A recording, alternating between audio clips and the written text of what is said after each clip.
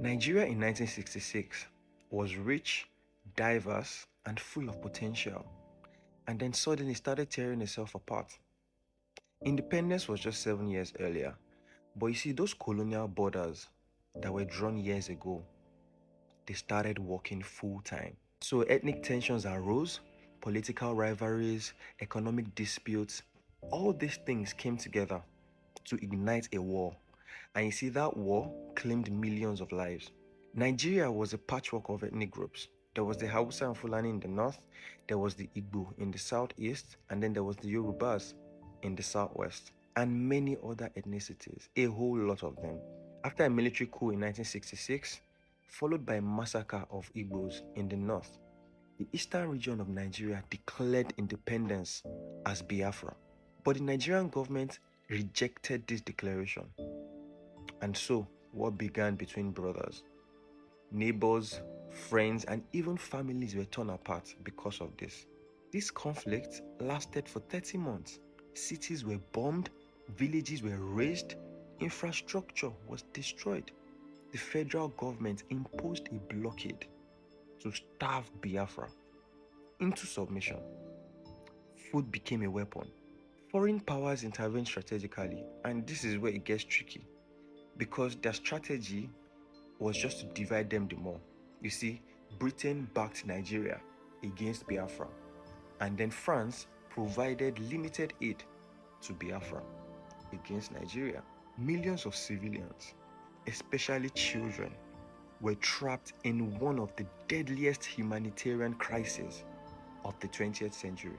By the end of the war in 1970, over 1 million people had died of starvation and diseases because you restricted them from hospitals and drugs and food.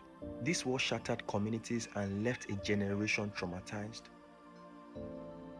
Nigeria survived as a nation, but the scars, they still remain today. Physical scars, social scars, psychological scars, all these things remain today. Those colonial borders that seemed permanent were exposed as a source of conflict and division. The Nigerian Civil War exposed the painful truth. Freedom without unity is fragile. Artificial divisions imposed by outsiders, they are only going to erupt into violence if your internal cohesion is weak. Leadership, dialogue, understanding between groups are very essential. Till today, Nigeria does not have that, and it is sad. Without these things, history will keep repeating itself. Other countries have started getting it right, but Nigeria refuses to get it right. Nigeria became independent in 1960, but it took a brutal war to reveal that borders alone cannot create a nation. Identity and unity must come first.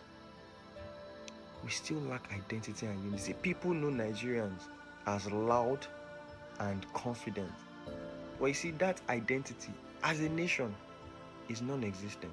This war exposed it. The last election exposed this thing I'm talking about, because it just takes a little seed of ethnic discord from whichever source to ignite this thing I'm talking about.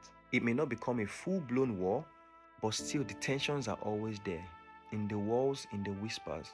And this is why, for you listener, don't yield to these narratives that other regions hate you, because unity is very essential. As long as you're Nigerian, you will continue to be Nigerian.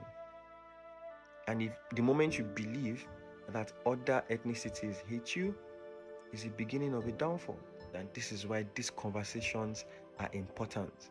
These conversations are very critical for us to have, so that we can create unity amongst ourselves.